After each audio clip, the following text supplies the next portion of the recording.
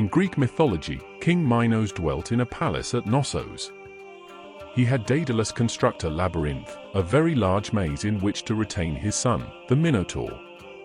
Daedalus also built a dancing floor for Queen Ariadne. The name Knossos was subsequently adopted by Arthur Evans. It is also said in Greek myth, the Minotaur was a monster with the head of a bull and the body of a man who was imprisoned in a dark underground labyrinth at Knossos on the Aegean island of Crete. The labyrinth was an ingenious maze commissioned by King Minos and designed by the architect Daedalus. The story goes that King Minos of Crete had a daughter, Pasiphae, who was cursed by Poseidon to fall in love with a white bull sent from the sea. She then asked Daidalos, a famous craftsman of her time, to build her a wooden cow so she could satisfy her lust for the bull. As a result of their union, the Minotaur was born, half man, half bull. The Minotaur was an intimidating creature with superhuman strength and ferocity, who dwelt in the labyrinth of Knossos. King Minos ordered Daidalos to build the labyrinth so that no one could find the Minotaur and bring it harm. It was an elaborate structure, full of winding corridors and dead ends, designed specifically to trap anyone who entered. The Minotaur terrorized the people of Crete until Theseus, an Athenian prince and hero of Greek legend, came to their aid. He was determined to slay the beast and set out for Crete, armed with a ball of yarn that had been given to him by Ariadne, daughter of King Minos.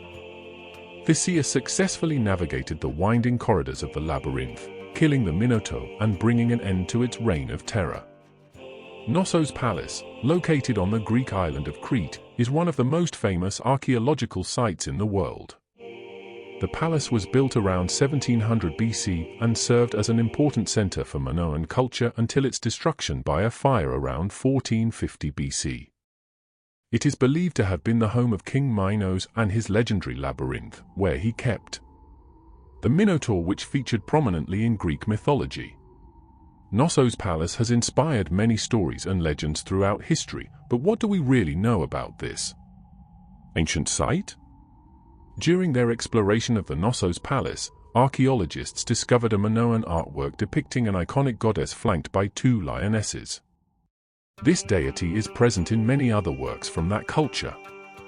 John Davies Evans, unrelated to Arthur Evans, continued the excavation process of pits and trenches around the palace with a concentration on Neolithic-era artifacts. During the Aceramic Neolithic period 1700 to 1600 BCE, an estimated 25 to 50 people occupied what is now known as Central Court in small huts made of wattle and daub. The Middle Neolithic period 5000 to 4000 BCE saw the flourishing of a settlement that housed 500 people, living in more family-oriented homes with timber windows and doors. Below this was situated the Great House, an impressive 100 square meter stone house divided into 5 rooms boasting 1 meter thick walls, suggesting it had another level built above it. The first settlers had chosen bedrock as their foundation, an indication that they knew what was around them could not be displaced or destroyed easily by external forces. Upon his discovery of the palace at Knossos, Arthur Evans estimated that around 8000 BCE a Neolithic people arrived on site via boat and constructed their first village made out of wattle and daub.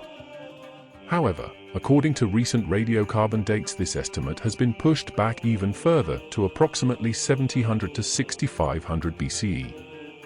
Evident by an abundance of clay and stone-incised spools scattered throughout the site, it is clear these individuals were also very skilled cloth makers. Today, the archaeological site of Knossos stands as a testament to its resilience throughout the ages. Despite being abandoned in 1100 BC and suffering from an earthquake in 365 AD, Knossos still stands proudly on the hillside.